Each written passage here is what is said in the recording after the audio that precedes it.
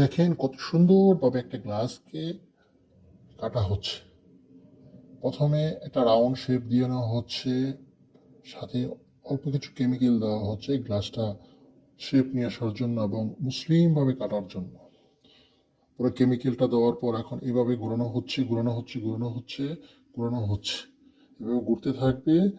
অনেকক্ষণ ঘোরানোর পর আমরা দেখতে পারবো যে গ্লাসটা একটা শেপে চলে আসার পর এই গ্লাসটা এখন পুরোপুরি কেটে গেছে।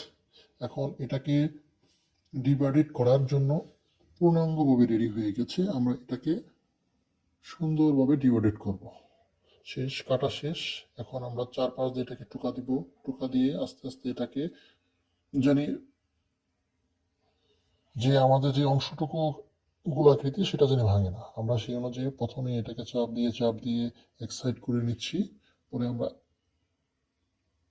এখন আমরা একটা ছোট তুলি দিয়ে ভেঙে এটাকে আলাদা করে নিলাম।